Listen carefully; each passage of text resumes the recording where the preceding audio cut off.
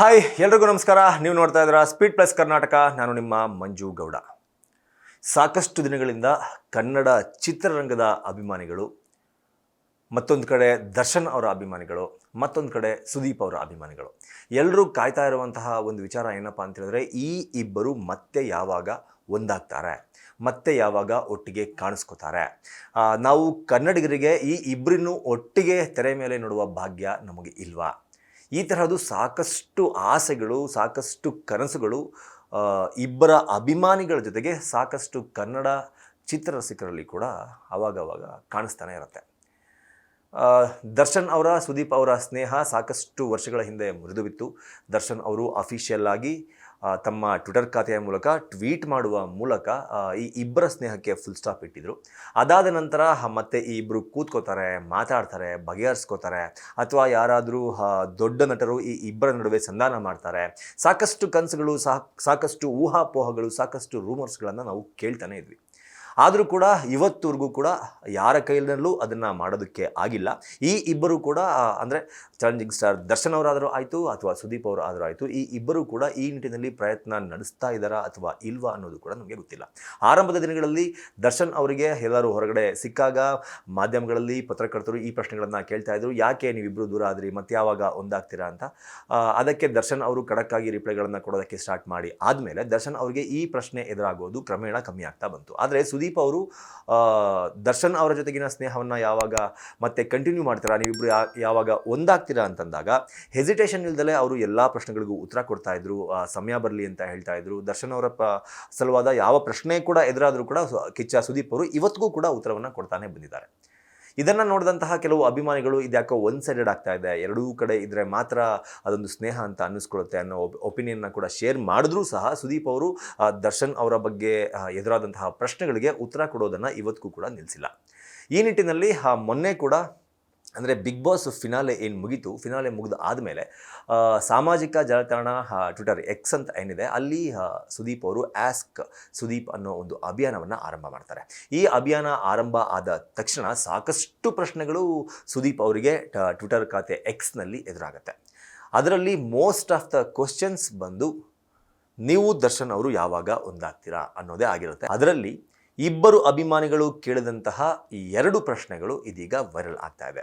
ಒಂದು ಪಾಸಿಟಿವ್ ರೀತಿಯಲ್ಲಿ ವೈರಲ್ ಆಗ್ತಾ ಇದ್ರೆ, ಮತ್ತೊಂದು ನೆಗೆಟಿವ್ ರೀತಿಯಲ್ಲಿ ವೈರಲ್ ಆಗ್ತಾ ಇದೆ. ಎಲ್ಲರೂ ಕೂಡ ಈ ಇಬ್ಬರು ಒಂದಾಗಬೇಕು, ಈ ಇಬ್ಬರು ಒಂದಾಗೋದನ್ನು ನಾವು ನೋಡಬೇಕು, ಈ ಇಬ್ಬರನ್ನ ತೆರೆ ಮೇಲೆ ಒಟ್ಟಿಗೆ ಕಾಣಿಸ್ಕೊಳ್ಳೋದನ್ನು ನಾವು ನೋಡಬೇಕು ಅಂತ ಕಾಯ್ತಾ ಇರುವಾಗ ಪಾಸಿಟಿವ್ ವೇನಲ್ಲಿ ಪ್ರಯತ್ನ ಮಾಡ್ತಿರೋರಿಗೆ ನಾವು ಅಪ್ರಿಷಿಯೇಷನ್ನ ಹೇಳ್ಬೇಕಾಗುತ್ತೆ. ಆದರೆ ನೆಗೆಟಿವ್ ವೇನಲ್ಲಿ ಪ್ರಯತ್ನ ಮಾಡ್ತಾ ಇರೋರಿಗೆ ಏನು ಹೇಳಬೇಕು ಅಂತ ನನಗೆ ಗೊತ್ತಿಲ್ಲ.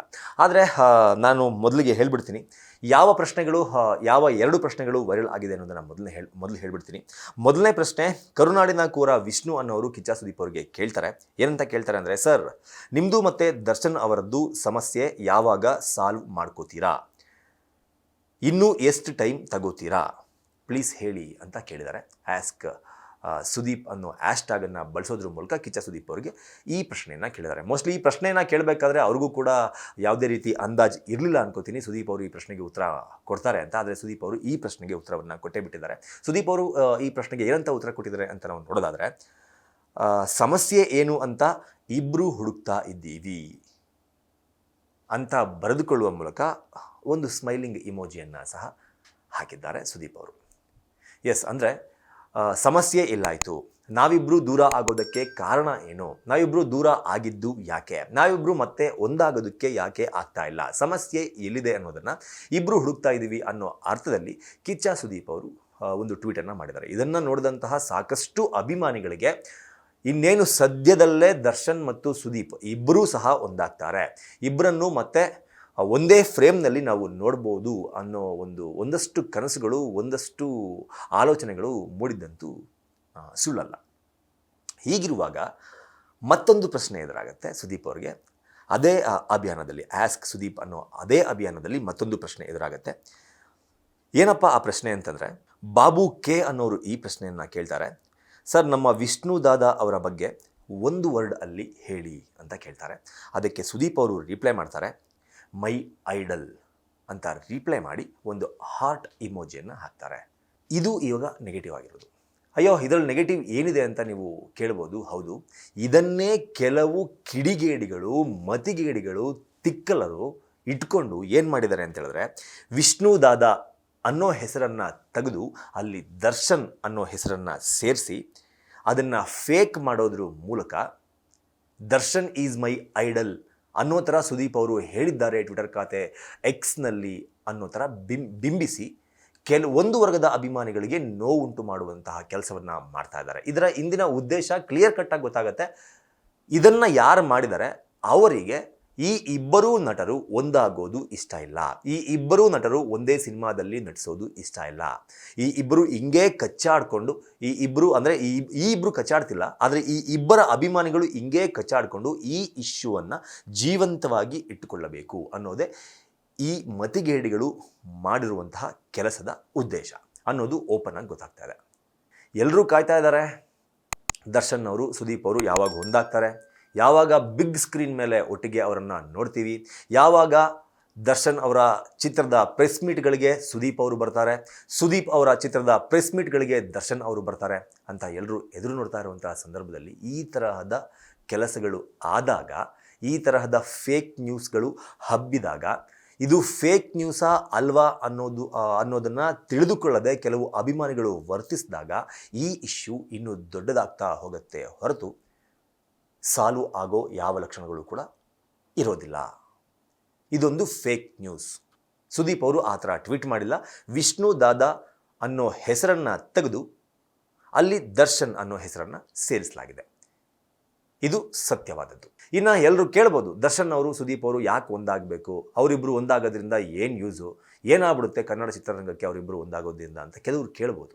ಈ ಹಿಂದೆ ನಾವು ನೋಡ್ಬೋದು, ಕನ್ನಡ ಚಿತ್ರರಂಗದಲ್ಲಿ ಸ್ನೇಹ ಅಂತ ಬಂದಾಗ ಒಂದು ಕಡೆ ವಿಷ್ಣುವರ್ಧನ್ ಅವರು, ಮತ್ತೊಂದು ಕಡೆ ರೆಬಲ್ ಸ್ಟಾರ್ ಅಂಬರೀಷ್ ಅವರ ಸ್ನೇಹ ಎಷ್ಟರ ಮಟ್ಟಕ್ಕೆ ಇತ್ತು, ಒಬ್ಬರನ್ನ ಒಬ್ಬರು ಎಷ್ಟು ಇಷ್ಟಪಡ್ತಾ ಇದ್ರು, ಒಬ್ಬರನ್ನ ಒಬ್ಬರು ಎಷ್ಟು ಪ್ರೀತಿ ಮಾಡ್ತಾ ಇದ್ರು, ಒಬ್ಬರ ಮಾತಿಗೆ ಮತ್ತೊಬ್ಬರು ಎಷ್ಟು ಬೆಲೆ ಕೊಡ್ತಾ ಇದ್ರು. ಇಬ್ಬರು ಅಂದರೆ ಸ್ನೇಹ ಅಂದರೆ ಹೀಗೆ ಇರಬೇಕು ಅನ್ನೋ ನಿಟ್ಟಿನಲ್ಲಿ ಕನ್ನಡ ಚಿತ್ರರಂಗದಲ್ಲಿ ಆ ಇಬ್ಬರು ದಿಗ್ಗಜ ನಟರು ನಡೆದುಕೊಂಡು ಬಂದಂತಹ ರೀತಿಯನ್ನು ಎಲ್ಲರೂ ನೋಡ್ತಾ ಇದ್ರು. ಈ ಇಬ್ಬರು ನಟರನ್ನು ಸಹ ಅವರಿಬ್ಬರಿಗೆ ಹೋಲಿಸಿ ಇವರು ಕೂಡ ದಿಗ್ಗಜರು ಅನ್ನೋ ರೀತಿಯಲ್ಲಿ ಎಲ್ಲರೂ ಕೂಡ ಮಾತನಾಡಿದ್ದು, ಈ ಇಬ್ಬರನ್ನ ಅದೇ ಥರ ನೋಡಿದ್ದು ಎಲ್ಲವೂ ಇತಿಹಾಸ. ನಮಗೂ ಕೂಡ ಆಸೆ ಇದೆ ಈ ಇಬ್ಬರನ್ನ ಅದೇ ಥರ ನೋಡಬೇಕು. ರೆಬಲ್ ಸ್ಟಾರ್ ಅಂಬರೀಷ್ ಹಾಗೂ ವಿಷ್ಣುವರ್ಧನ್ ಅವರ ಥರನೇ ದರ್ಶನ್ ಅವರನ್ನು, ಸುದೀಪ್ ಅವರನ್ನು ನೋಡಬೇಕು ಅನ್ನೋದು ಸಾಕಷ್ಟು ಜನರ ಆಸೆ. ಈ ಇಬ್ಬರು ಒಂದಾಗೋದ್ರಿಂದ ಏನಾಗುತ್ತೆ ಅಂತ ಕೇಳೋದೇ ಆದರೆ, ಈ ಇಬ್ಬರು ಒಂದಾಗೋದ್ರಿಂದ ಎಷ್ಟೋ ಜನ ಯುವ ಪ್ರತಿಭೆಗಳ ಸಿನಿಮಾಗಳಿಗೆ ಸಪೋರ್ಟ್ ಸಿಗತ್ತೆ.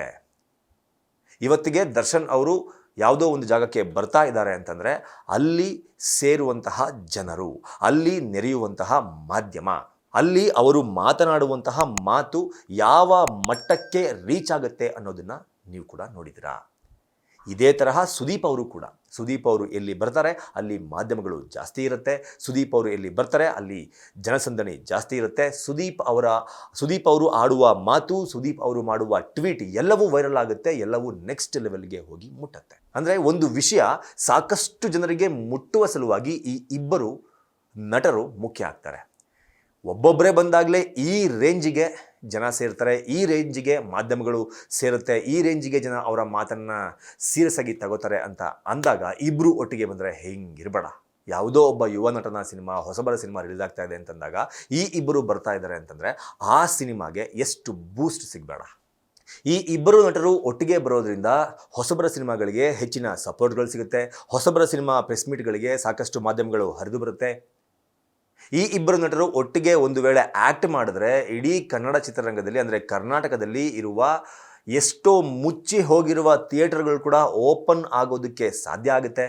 ಒಂದು ಕಡೆ ದರ್ಶನ್ ಅವರು ಪ್ಯಾನ್ ಇಂಡಿಯಾ ಸಿನಿಮಾಗಳನ್ನು ಮಾಡಲ್ಲ ಅಂತ ಹೇಳ್ತಿದ್ದಾರೆ, ಸುದೀಪ್ ಅವರು ಪ್ಯಾನ್ ಇಂಡಿಯಾ ಸಿನಿಮಾಗಳನ್ನು ಮಾಡ್ತಾ ಇದ್ದಾರೆ. ಇಫ್ ಇನ್ ಕೇಸ್ ಇವರಿಬ್ಬರು ಒಂದಾದರೆ ಇಬ್ಬರು ಒಟ್ಟಿಗೆ ಕೂತು ಸಿನಿಮಾಗಳ ಬಗ್ಗೆ ಚರ್ಚೆ ಮಾಡಿ ಪ್ಯಾನ್ ಇಂಡಿಯಾ ಮಟ್ಟದಲ್ಲಿ ಸಿನಿಮಾಗಳನ್ನು, ಕನ್ನಡ ಚಿತ್ರಗಳನ್ನು ಮುಟ್ಟಿಸೋ ನಿಟ್ಟಿನಲ್ಲಿ ಈ ಇಬ್ಬರ ಪಾತ್ರ ಬಹಳ ಮುಖ್ಯವಾಗುತ್ತೆ. ದರ್ಶನ್ ಅವರ ಸಿನಿಮಾಗಳು ರಿಲೀಸ್ ಆದಾಗ ಸುದೀಪ್ ಅವರ ಅಭಿಮಾನಿಗಳು ಸಹ ಬಂದು ನೋಡೋದ್ರಿಂದ ಥಿಯೇಟರ್ ಕಲೆಕ್ಷನ್ ಹೆಚ್ಚಾಗುತ್ತೆ, ಮುಚ್ಚಿ ಹೋಗಿರುವ ಚಿತ್ರಮಂದಿರಗಳು ಓಪನ್ ಆಗುತ್ತೆ. ಸುದೀಪ್ ಅವರ ಚಿತ್ರಗಳನ್ನು ದರ್ಶನ್ ಅವರ ಅಭಿಮಾನಿಗಳು ಬಂದು ನೋಡೋದ್ರಿಂದ same as it is Darshan ಅವರ ಸಿನಿಮಾಗಳನ್ನು ಸುದೀಪ್ ಅವರು ಬಂದು ನೋಡೋದ್ರಿಂದ, ಸುದೀಪ್ ಅವರ ಸಿನಿಮಾಗಳನ್ನು ದರ್ಶನ್ ಅವರ ಅಭಿಮಾನಿಗಳು ಬಂದು ನೋಡೋದ್ರಿಂದ ಸೇಮ್ ಅದೇ ಆಗುತ್ತೆ. ಇನ್ನು ದರ್ಶನ್ ಅವರು ಸಿನಿಮಾಗಳು ರಿಲೀಸ್ ಆದಾಗ ಸುದೀಪ್ ಅವರ ಅಭಿಮಾನಿಗಳು ಏನೋ ಪೈರಸಿ ಮಾಡಿಬಿಡ್ತಾರೆ, ಸುದೀಪ್ ಅವರ ಅಭಿಮಾನಿಗಳೇ ಪೈರಸಿ ಮಾಡೋದಕ್ಕೆ ಕಾರಣ ಅನ್ನೋ ಆಪಾದನೆ ನಿಂತು ಹೋಗುತ್ತೆ. ಸೇಮ್ ಸುದೀಪ್ ಅವರ ಸಿನಿಮಾಗಳು ರಿಲೀಸ್ ಆದಾಗ ದರ್ಶನ್ ಅವರ ಅಭಿಮಾನಿಗಳು ಬಂದು ಪೈರಸಿ ಮಾಡ್ತಾರೆ ಅನ್ನೋ ಆಪಾದನೆ ನಿಂತು ಹೋಗುತ್ತೆ. ಇಬ್ಬರ ಅಭಿಮಾನಿಗಳು ಸೋಷಿಯಲ್ ಮೀಡಿಯಾದಲ್ಲಿ ಕಿತ್ತಾಡ್ಕೊಳ್ಳೋದಕ್ಕೆ ಫುಲ್ ಸ್ಟಾಪ್ ಬೀಳುತ್ತೆ. ಇನ್ನೂ ಹೇಳ್ತಾ ಹೋದರೆ ಚಿತ್ರರಂಗದಲ್ಲಿ ಸಾಕಷ್ಟು ಸಮಸ್ಯೆಗಳು ಬಗೆಹರಿಯುತ್ತೆ. ಚಿತ್ರರಂಗಕ್ಕೆ ದೊಡ್ಡ ಮಟ್ಟದಲ್ಲಿ ಈ ಇಬ್ಬರು ಒಂದಾಗೋದ್ರಿಂದ ಬೂಸ್ಟ್ ಸಿಗುತ್ತೆ ಅನ್ನೋದಂತೂ ಸುಳ್ಳಲ್ಲ. ಸೊ ಯಾವಾಗಲೂ ಎಲ್ಲರೂ ದೊಡ್ಡವರು ಹೇಳ್ತಾ ಇರ್ತಾರೆ, ಸಾಧ್ಯ ಆದರೆ ಒಳ್ಳೇದು ಮಾಡಿ, ಒಳ್ಳೇದು ಮಾಡೋಕ್ಕೆ ಆಗಿಲ್ಲ ಅಂದರೂ ಕೆಟ್ಟದ್ದು ಮಾತ್ರ ಮಾಡಬೇಡಿ, ಸುಮ್ಮನೆ ಇದ್ಬಿಡಿ ಅಂತ. ಇಷ್ಟನ್ನು ಹೇಳ್ತಾ ಈ ವಿಡಿಯೋನ ಮುಗಿಸ್ತಾ ಇದ್ದೀನಿ. ನಮಸ್ಕಾರ. Beat plus Karnataka.